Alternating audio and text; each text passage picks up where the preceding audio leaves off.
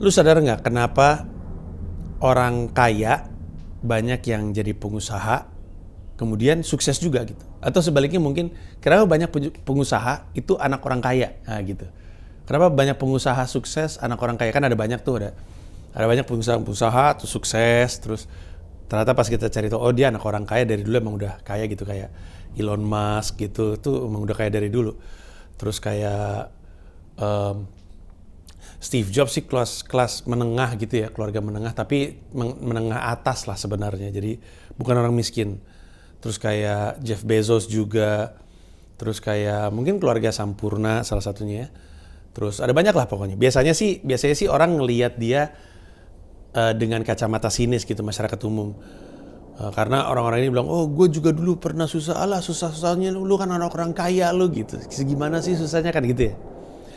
Nah, sekarang gue mau ngomongin soal kenapa banyak orang kaya yang sukses jadi pengusaha, atau banyak pengusaha sukses tuh adalah anak orang kaya.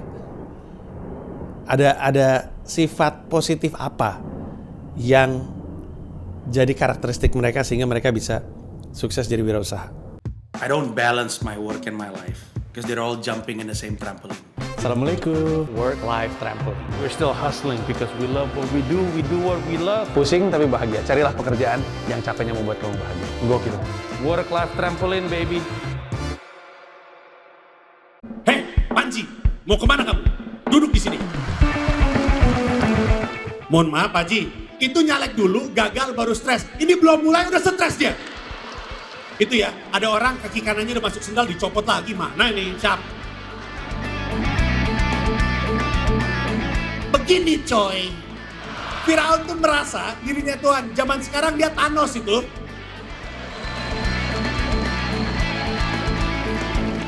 Terima kasih haram, selamat Natal untukmu juga.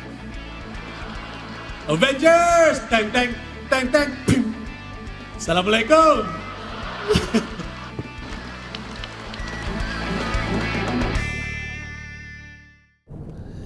Kalau soal yang jelek-jeleknya mah kita udah tahu kan? Ya kita udah tahu lah. Bukan udah tahu, maksudnya udah sering dibahas lah jelek-jeleknya pengusaha sukses yang anak orang kaya, privilege dan segala macamnya, mungkin arogan, apalah ini istilah-istilah ini sering lah.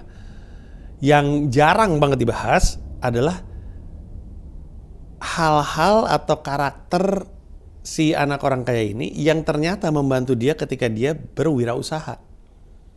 Nggak pernah dibahas nih, setahu gue ya, nggak pernah dibahas. Gue nggak pernah menonton, mendengar, mengendus bahkan pembahasan ke arah situ. Pokoknya setiap kali ada anak orang kaya yang jadi pengusaha, yang dibahas jelek-jeleknya aja. Tapi sejauh yang gue tahu ada 3 karakter dari anak orang kaya yang membantu dia jadi pengusaha. Sekilas tampak seperti kekurangan, tapi sebenarnya kelebihan. Yang ngikutin konten gue tahu bahwa gue sering bilang, yang ini gara-gara gue nonton World War Z. Kelemahan itu senang banget menyamarkan diri menjadi kekuatan. Yang berarti di balik kekuatannya dia sebenarnya tersembunyi kelemahannya dia. Tapi di sisi sebaliknya, apa yang jadi kelemahan dia itu juga bisa jadi kekuatan dia gitu. Kayak contohnya aktor itu ya. Aktor itu kan punya kemampuan dramatisasi yang luar biasa. Jadi kayak dia dibutuhkan nangis dia bisa gampang banget. Dia dibutuhkan untuk marah benar-benar kayak orang marah gitu. Itu tuh kelebihan. Tapi dalam kehidupan sehari-hari, orangnya kan tetap sama. Dan itu jadi kekurangan. Sehari-hari gampang marah, sehari-hari gampang emosional gitu. Ini manusia yang sama, dia nggak bisa mengelola itu gitu. Karena itu bagian dari dirinya dia. Bersyukurlah dia jadi seorang aktor sehingga dia bisa arahin karakternya ke arah situ gitu. Dan ini banyak yang jadi, kayak contohnya kekuatan gue adalah ngomong. Tapi itu pada saat yang bersamaan juga kelemahan. Karena semakin sering gue ngomong, semakin sering gue salah ngomong. Probabilitas gue salah ngomong tuh lebih tinggi daripada rata-rata di Indonesia. Kenapa? Karena gue sering ngomong. Salah ngomong ini bukan cuma kecelitet gitu ya. Lebih kepada omongan gue jadi kontroversi gitu. Jadi di balik kekuatannya adalah kelemahannya. Misalnya kekuatannya adalah ganteng banget. Tapi terus pada saat yang bersamaan itu juga kelemahan. Karena ketika dia jadi ganteng banget, ya nggak tahu lah, mungkin dia jadi playboy atau apa, gue nggak tahu. Tapi itu prinsip yang pengen gue kenalkan sama lo dulu. Nah, balik lagi ada 3 karakter anak orang kaya yang sekilas terlihat seperti kelemahan, tapi sebenarnya dia juga kekuatan. Yang pertama adalah dia tidak membumi sehingga dia nggak tahu apa yang bisa dan nggak bisa dikerjakan. Ini anak orang kaya. Orang kaya itu biasa hidup enak. Semuanya serba enak. Apa yang dia inginkan, dia dapat. Dia nggak tahu tuh dapatnya gimana. Pokoknya ada aja. Gitu kan? Sehingga ada banyak sekali anak orang kaya itu, istilah bahasa Inggris itu not well grounded gitu. Tidak membumi gitu. Tidak berpijak karena dia hidupnya ngambang mulu gitu. Hidup itu enak mulu. Nah, di bisnis sebenarnya ada banyak bisnis yang maju. Salah satu didorong oleh pengusahanya yang dalam hal ini tidak tahu dan menolak untuk tahu teknisnya bagaimana. Tapi gue tahu ini perlu ada. Kebayang maksud gue? Gue cerita sedikit. Jeff Bezos waktu itu dia udah jalanin Amazon.com. Amazon tuh udah geser juga.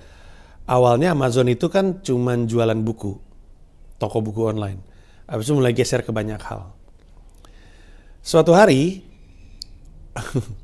si Jeff Bezos ini manggil semua jajaran atasannya ke boat house. Jadi Jeff Bezos punya rumah di atas kapal. Rumah yang ngambang. Jeff Bezos ini katanya lagi mau siap-siap liburan. Tiba-tiba dipanggil semua atasannya, dipanggil. Terus atasannya ngumpul di boat house, terus sama si Jeff Bezos ngeluarin ide soal Amazon Prime. Jeff Bezos, ini kurang lebihnya, Jeff Bezos bilang, pokoknya minggu depan report ya ke gue. Gue pengen bulan depan udah launching. Terus anak buahnya pada bingung. Lihat-lihatan gitu. Gimana? Gimana caranya? Gak ada yang tahu, gak ada yang pernah ngerjain itu sebelumnya. Tapi Jeff Bezos bilang, pokoknya minggu depan report, bulan depan barangnya harus udah meluncur. Di soal waktunya kapan, gue lupa-lupa inget ya, gue cuma inget ceritanya secara umum. Tapi Jeff Bezos juga gak tahu gimana caranya. Artinya dia cuma tahu Amazon Prime itu akan keren sekali. Akan jadi sebuah layanan yang mengagumkan. Masalah gimana caranya bukan urusan dia. Dia nggak tahu kalau itu tidak mungkin bahkan. Tapi pada saat yang bersamaan, semuanya juga nggak mungkin kalau belum tahu caranya. Kebayang maksud gue? Kadang-kadang emang inovasi itu membutuhkan kita untuk melakukan sesuatu untuk pertama kalinya tanpa ada preseden sebelumnya. Apakah ini bisa atau tidak dijalankan? Dan ada banyak sekali bisnis sukses tuh, bisnis yang berhasil mengubah itu. Mengubah tataran apa yang mungkin dan tidak mungkin. Nggak mungkin gitu. Ya mungkin aja. Gimana caranya? Ya nggak tahu. Tapi pasti mungkin lah gitu. Nah untungnya Jeff Bezos punya anak buah yang pada akhirnya membantu memikirkan gimana caranya supaya itu bisa terjadi. Dan nggak semua karyawan bisa seperti itu. Ada banyak karyawan bilang, nggak bisa. Nggak bisa tuh nggak tahu caranya. Ya gimana orang, kita mau nyari tahu dari mana, gimana caranya, nggak ada yang ngerjain. Ya belum tentu nggak bisa kan. Bukannya nggak bisa berarti nggak tahu caranya gitu. itu kelakuan orang kaya tahu. Saking dia nggak membumi itu dia nggak tahu apa yang mungkin dan nggak mungkin dilakukan. Tapi pada saat yang bersamaan, emang dibutuhkan orang-orang seperti ini. Orang-orang yang nggak tahu bahwa ini tidak mungkin. Dia tuh nggak tahu kalau ini tidak mungkin sebenarnya. Pada saat yang bersamaan dia juga punya orang-orang yang kalau dia paksa akan mencari tahu, akan eksekusi aja, akan execute. EQ-nya tinggi, execution quotient. Kan ada IQ, intelligence quotient, ada SQ, spiritual quotient, kecerdasan spiritual, ada EQ, kecerdasan emosional. Ada namanya XQ, kecerdasan dalam mengeksekusi. Emang XQ-nya tinggi. Kemudian pada akhirnya jadi aja, nggak tahu gimana caranya. Makanya bos tuh banyak suka nyuruh. Anak buahnya pusing. Tapi karena dipaksa, pusing, mikir-mikir juga, nemu jalannya. Yang mana mungkin nggak akan terjadi kalau nggak diminta sama bosnya. Itu yang pertama. Yang kedua, salah satu karakter anak orang kaya itu adalah ngotot. Karena manja. Pokoknya apa yang gue pengen, pokoknya gue mau aja. Dia nggak terbiasa tuh ketemu penolakan, nggak terbiasa bilang dengar nggak ada, nggak bisa, nggak biasa tuh dia. Orang seumur hidupnya, iya Den, oke Den, bisa Den, orang gitu mulu seumur hidupnya. Sehingga ketika dia jadi pengusaha, dia juga nggak mau tuh dengar nggak bisa, nggak apa itu? Saya tidak pernah dengar seumur hidup.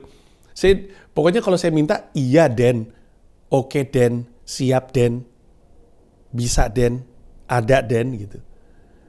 Nah, dikombinasikan dengan poin yang pertama tadi, ngotot, minta sesuatu dan ngotot itu untuk ada, itu sebenarnya dalam bahasa lain itu disebutnya persisten sebenarnya. Persisten.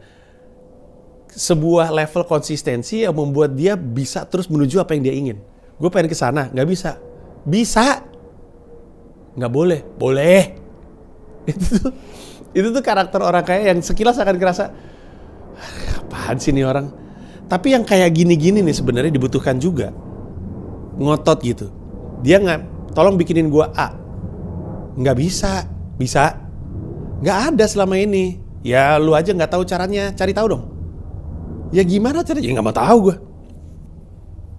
Semua pengusaha-pengusaha dari perusahaan-perusahaan inovator yang menginovasi, itu tuh punya kombinasi yang ciamik sekali antara atasan yang visioner dan ngotot, dan anak buah yang kemampuan eksekusinya tinggi. Ini terjadi juga di Steve Jobs dan Apple.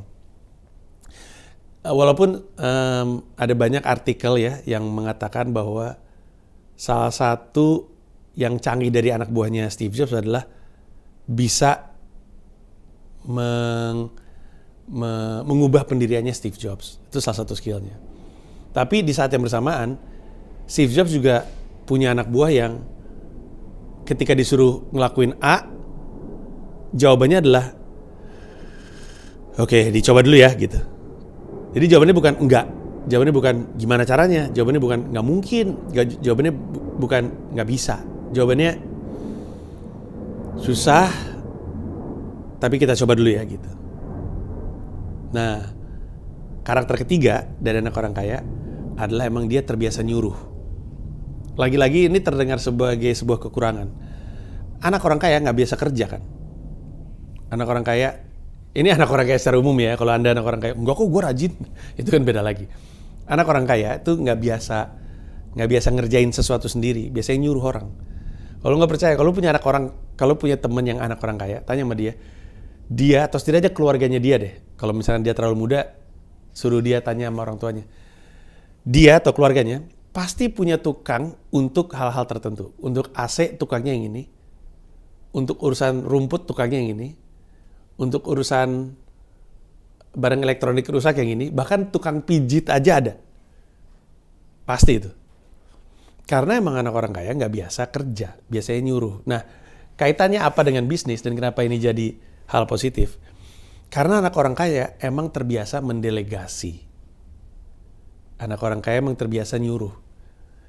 Itu bukan skill yang datang tiba-tiba itu. Itu datang seumur hidup. Anak orang kaya itu terbiasa. Nah, di sisi yang lain, kalau misalkan orang yang bukan datang dari orang kaya gitu ya, yang berjuang dengan tangannya sendiri, terbiasa kerja. Sehingga kendalanya adalah ketika dia jadi pengusaha, dia jadi micromanaging dan terbiasa ngerjain kerjaan orang. Nggak bisa kayak gitu dalam bisnis. Bisnis mengharuskan lu untuk mendelegasikan. Kalau lu nggak mampu mendelegasi pekerjaan, nggak numbuh. Emang harus nyuruh. Harus nyuruh orang. Nanti permasalahannya adalah kemudian bagaimana caranya lu nemuin orang yang mau disuruh sama lu, gitu kurang lebihnya. Yang setuju sama apa yang lu suruh, itu adalah hal yang beda lagi. Tapi sebagai seorang pengusaha, lu tuh harus mendelegasi pekerjaan sama orang. Kasarnya harus nyuruh, jangan lu yang kerjain sendiri. Suruh orang aja. Yang mana anak orang kaya itu jago banget nyuruh-nyuruh, emang seumur hidup kerja itu doang. Nah, jadi 3 karakter tadi, tidak membumi, gak mau tahu, dan nyuruh mulu, itu adalah karakter negatif yang pada saat bersamaan juga karakter positif. Ketidaktahuannya, nggak membumi itu membuat dia nggak tahu apa yang mungkin dan nggak mungkin, dan itu membuat lebih besar kemungkinan dia untuk berinovasi, ngotot, dan mampu mendelegasi pekerjaan. Ini adalah 3 karakteristik yang penting sebenarnya di dunia bisnis. Sekali lagi soal jelek-jeleknya ya udahlah ya, kan kita udah tahu itu sering dibahas. Cuman jarang banget ada yang ngebahas dari sisi positifnya, yang menjelaskan kenapa anak orang kaya banyak yang jadi pengusaha dan sukses pada akhirnya. Gitu. Termasuk Bruce Wayne. Kalau nggak punya Alfred, nggak jadi apa-apa tuh dia. Nah itu aja dari gue. Makasih banyak. Kita ketemu di WLT berikutnya. Bye-bye.